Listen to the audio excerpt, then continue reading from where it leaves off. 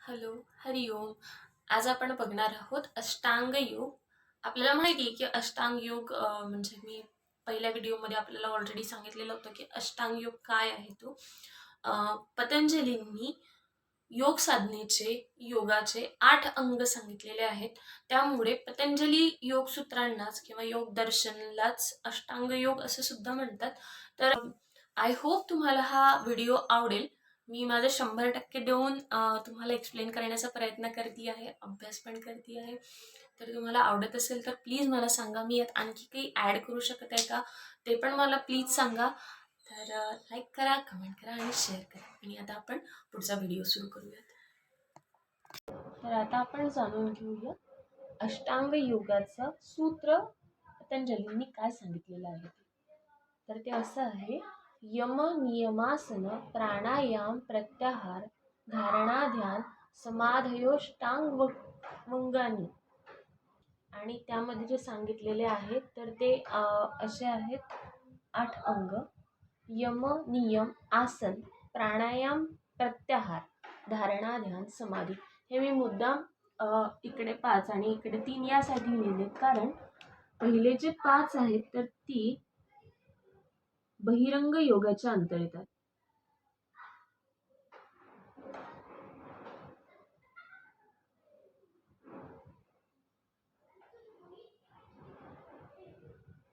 आणि हे जे 3 आहेत हे अंतरंग योगाच्या आत येतात.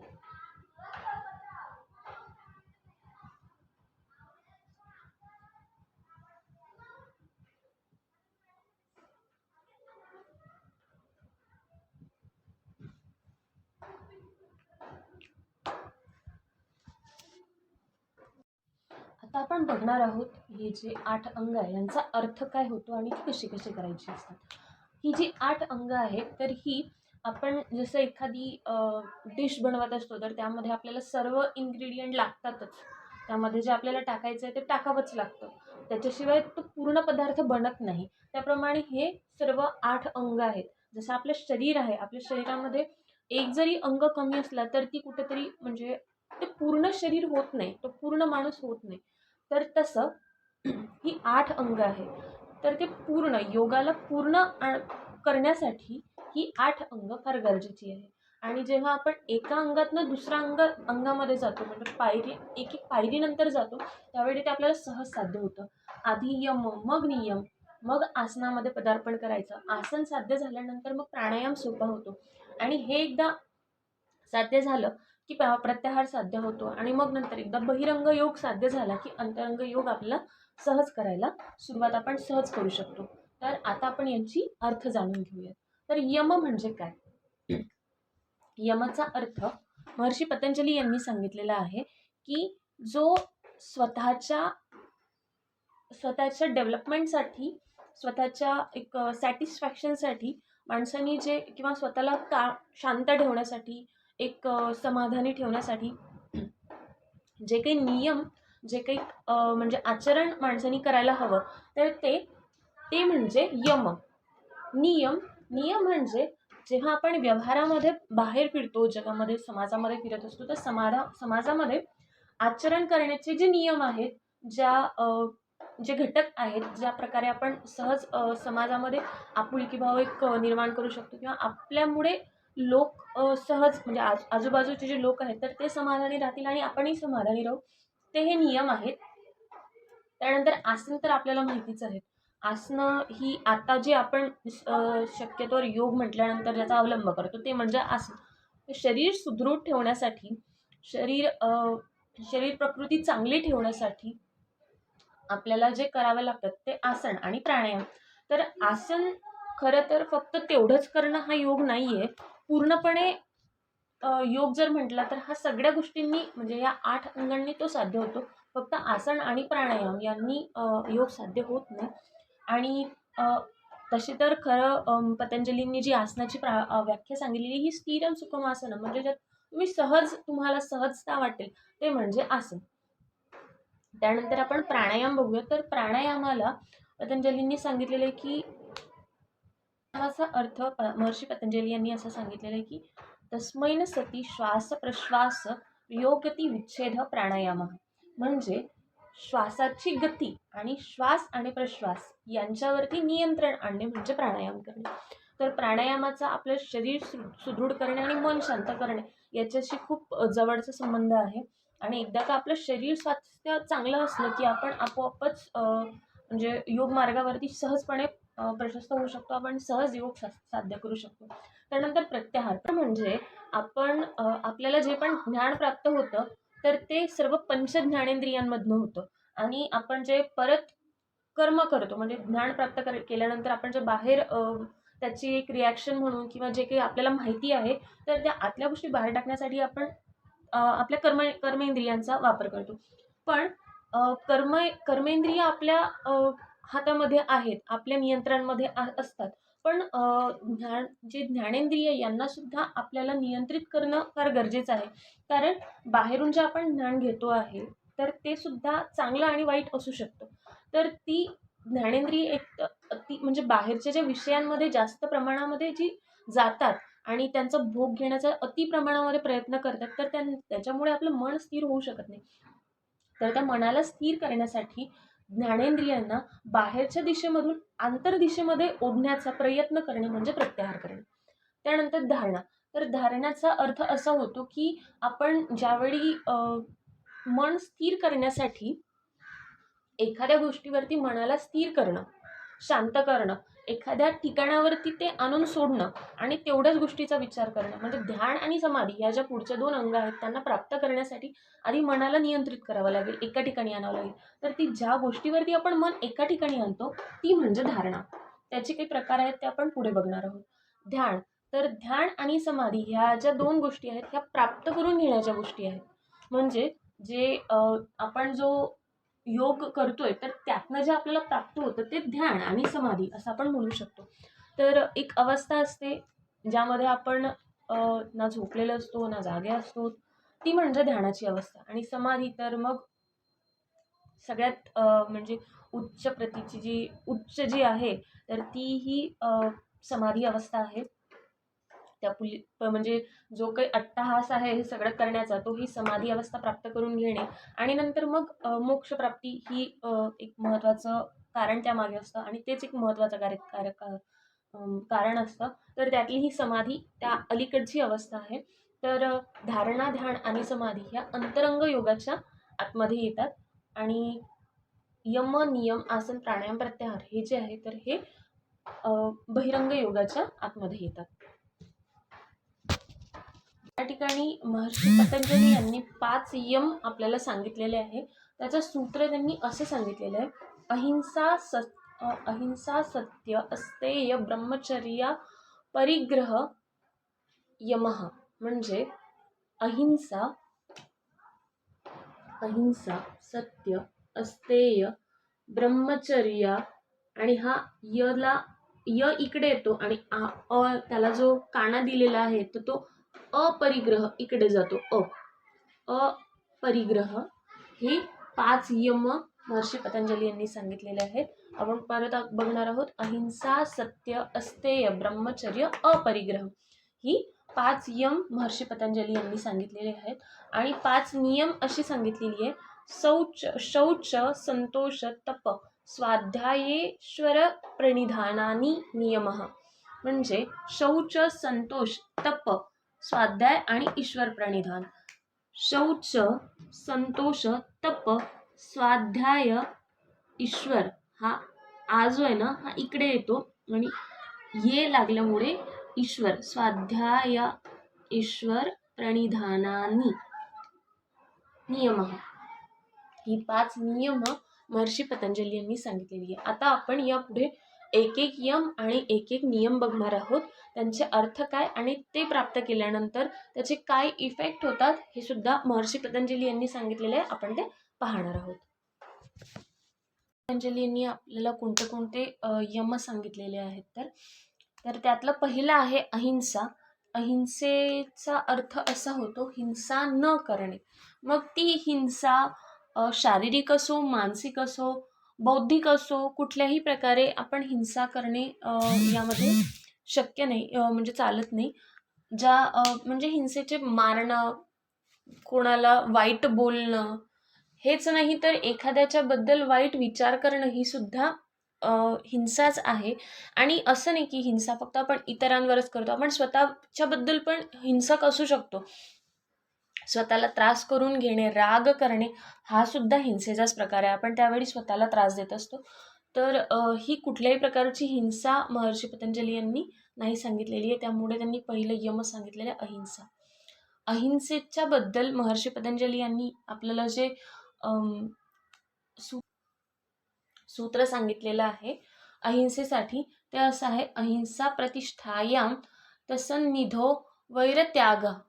म्हणजे ज्यावेळी आपण अहिंसेचा अवलंब करतो, त्यावेळी त्या योग्याला वैरभाव हा त्याच्या मनातनं पूर्णपणे निघालेला असतो. त्याला कोणाच्याही बद्दल वैरभाव राहत नाही, कोणाच्याबद्दल द्वेष राहत नाही, किंवा तो परका आहे ही जाणीव त्याला कधीच वाटत नाही. प्रत्येक जण आपलासा वाटायला लागतो. त्यानंतर दुसरं यम त्यांनी सांगितलेलं आहे सत्य. तर सत्य म्हणजे सत्य बोलणे. आता गरजेचं नाही की सत्य हे नेहमी म्हणजे कोणाला तरी सत्याचे इफेक्ट आहेत. फॉर एक्झाम्पल, आता आपण जर असं म्हटलं की सत्य बोलण्याने जर का कोणाला वाईट वाटत असेल, तर त्यावेळी ते सुद्धा आपण बोलू नये. कोणाला जर दुखावल्या जात असेल तर तेही बोलू नये. त्यावेळी सुद्धा मौन राहावं, खोटं बोलू नये. आणि अशी जर वेळ आली तर त्यावेळी सुद्धा शांत राहावं. आणि त्याचबरोबर कोणाला चांगलं वाटत असेल तर खोटं सुद्धा बोलू नये. हे सर्व सत्य या यमाच्या आतमध्ये येतं. त्यासाठी पतंजलींनी जे आपल्याला सूत्र सांगितलेलं आहे ते असं आहे: सत्य प्रतिष्ठायाम क्रियाफलाश्रयात्वम. आपण ज्यावेळी सत्य या यमाचं सतत पालन करतो, त्यावेळी त्या योग्याला अशी सिद्धी प्राप्त होते की तो जे पण बोलेल ते खरं होतं. कारण त्याची वाचशुद्धी होऊन जाते. म्हणजे तो कधीही खोटं बोलत नाही. त्यामुळे तो पूर्णपणे सत्य हेच त्याच्या मुखातनं बाहेर पडतं. तर सतत सत्य त्यांनी बोलल्यामुळे त्याची वाचशुद्धी इतक्यापर्यंत होऊन जाते की त्यांनी जे म्हटलेलं आहे तेच खरं व्हायला लागतं. अशी त्याच्या वाणीमध्ये तेवढी एक शक्ती येऊन जाते. आणि त्याचं हे फलस्वरूपामध्ये त्याला प्राप्त होतं. त्यानंतर अस्तेय. अस्तेयचा अर्थ होतो, स्थेय म्हणजे जमा करणे, मिळवणे, म्हणजे साठवून ठेवणे, साठा करणे. आणि अस्तेय म्हणजे साठा न करणे. तर अतिप्रमाणामध्ये किंवा गरजेपेक्षा जास्त कुठल्याही गोष्टीचा साठा करू नये असं आपल्याला या ठिकाणी सांगितलं गेलेलं आहे. तर आपण आता म्हणणार की पुढच्या भविष्यासाठी तर प्रत्येकाचं एक असते की मला सेव्हिंग करायची आहे. तर ती आपापल्या गरजेनुसार असते, किंवा आपण ठरवायचे की आपल्याला किती गोष्टींची गरज आहे तेवढ्याच गोष्टींचा आपण साठा करायचा. आपण म्हणू शकतो की साठा केलेला आहे त्या गोष्टीला आपण परत परत रियूज पण करू शकतो. म्हणजे जर एक एक्झाम्पल म्हणून आपण सांगू शकतो की आपण पैसे किंवा सोनं हे जमा करून ठेवल्यापेक्षा ते जर का वापरण्यात आणलं किंवा व्यवहारामध्ये ठेवलं, तर कदाचित ते पैसे आपले परत परत रियूज होऊन ते वाढू पण शकतात. त्यामुळे त्याचा जमाव करू नये असं त्यांचं म्हणणं आहे.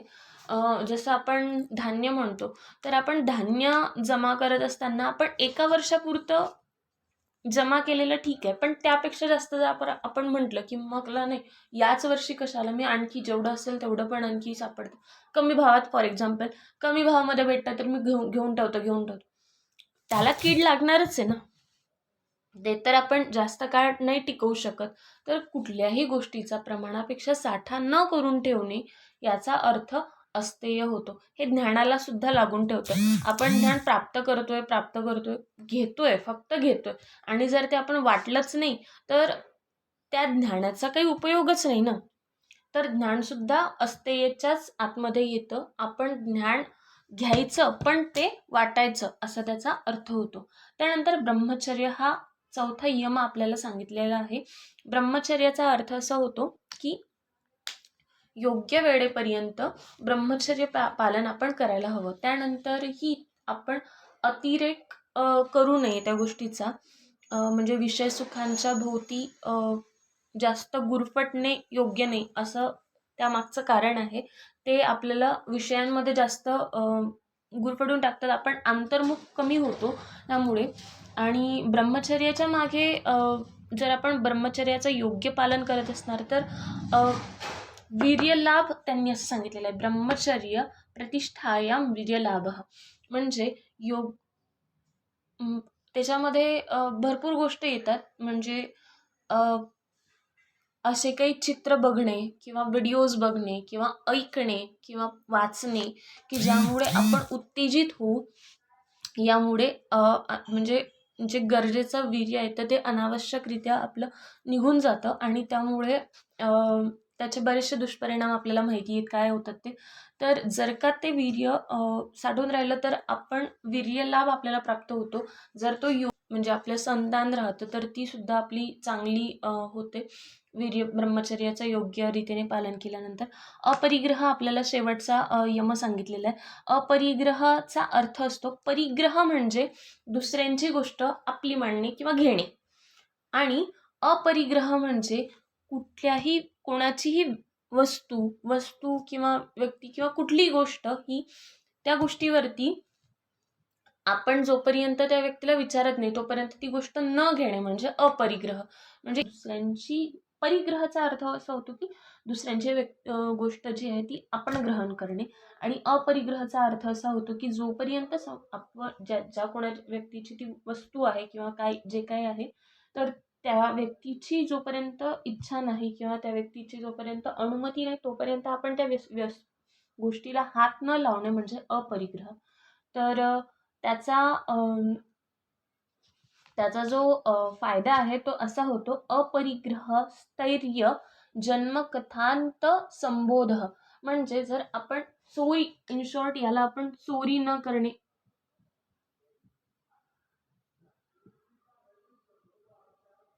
अक्षर कळेल का नाही माहिती नाही, मी मुद्दाम आधी त्यासाठीच लिहिलं होतं की माझं हँडरायटिंग तुम्हाला कळायला हवं म्हणून. असं लिहायला थोडं अवघड होऊन जातं.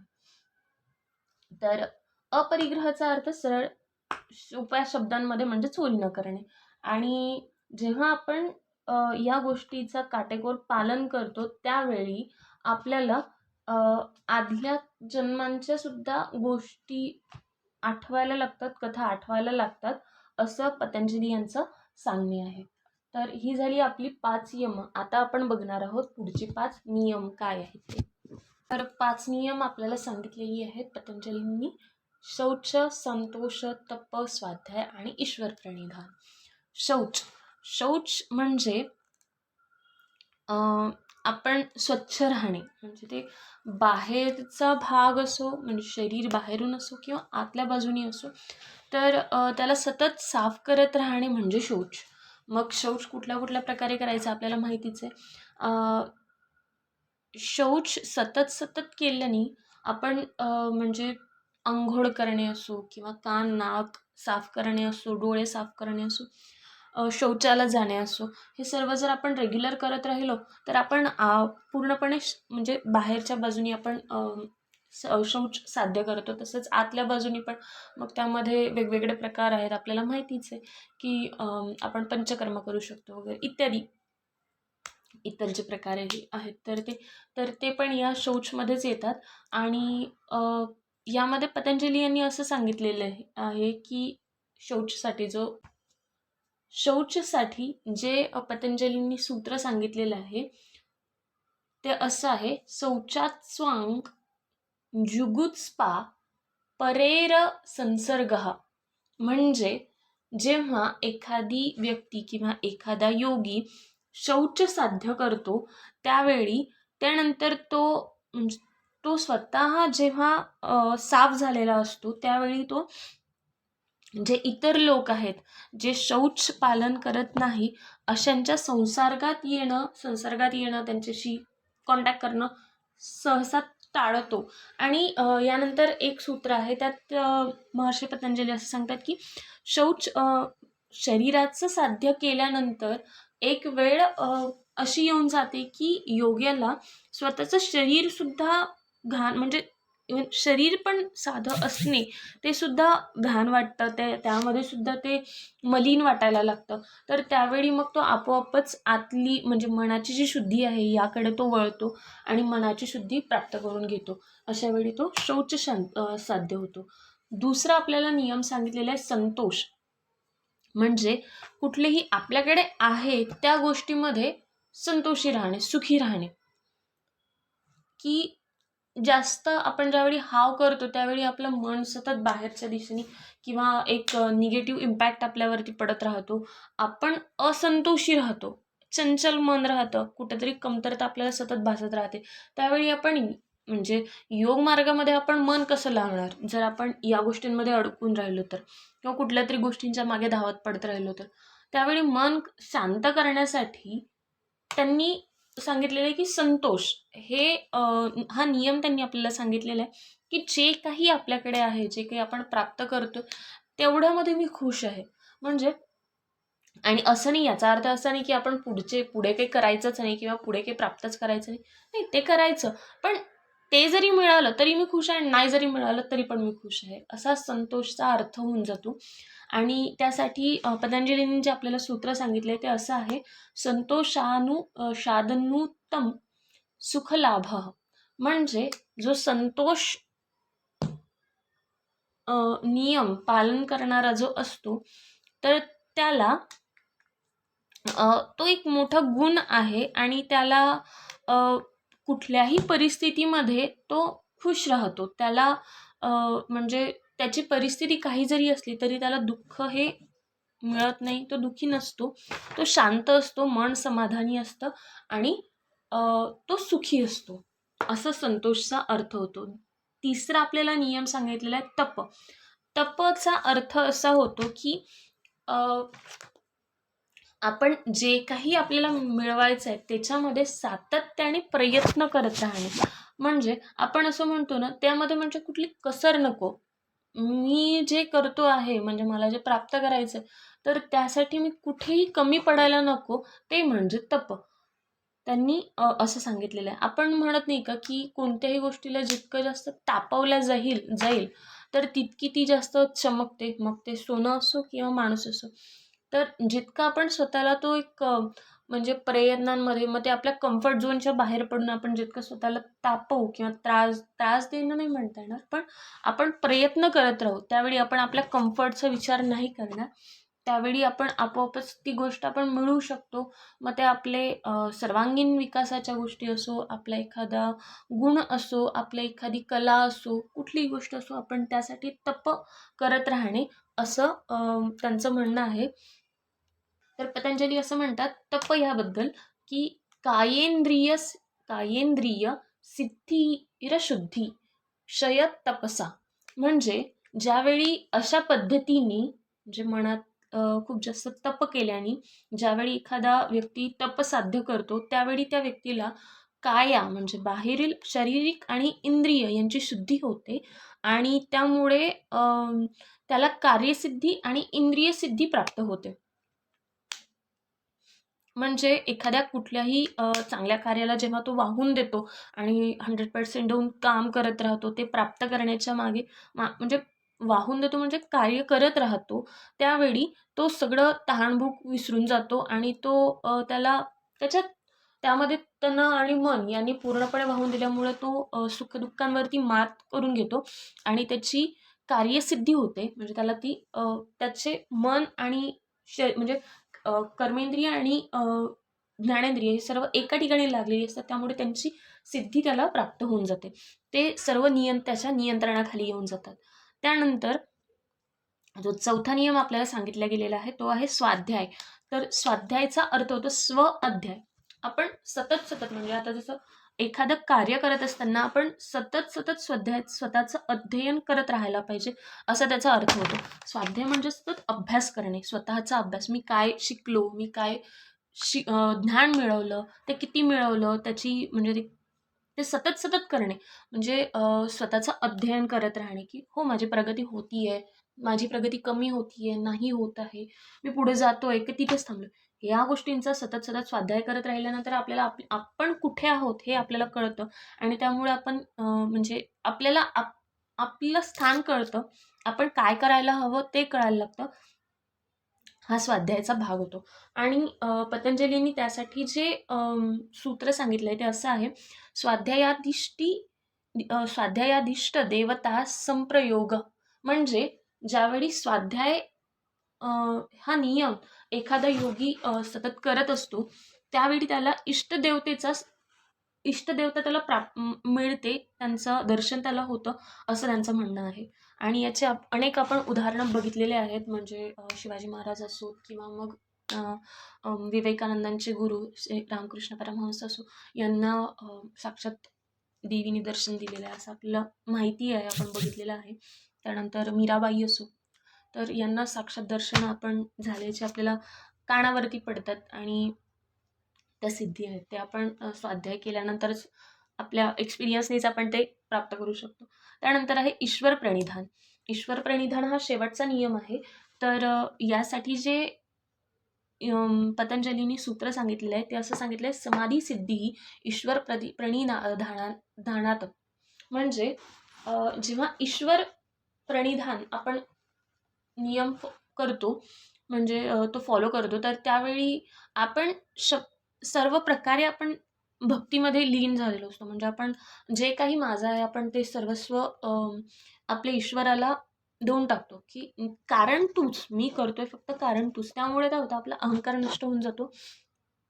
आपल्या म्हणजे मीपणा तो आपल्यातला संपूर्णपणे नष्ट झालेला असतो. आपण मग त्यामध्ये आपल्याला म्हणजे आपण कुठली गोष्ट प्राप्त करू, आपल्याला आपण म्हणजे पास झालो, फेल झालो, नाही मिळालं, सक्सेसफुल झालो, नाही सक्सेस मिळाली, तरी पण आपण ते देवावरती सोडलेलं असतं. त्यामुळे काय होतं ना, की आपल्यामध्ये ती गिल्ट उरत नाही आणि आपण समर्पित असतो. त्यामुळे ते दुःख आपलं ऑलरेडी नाहीसं झालेलं असतं.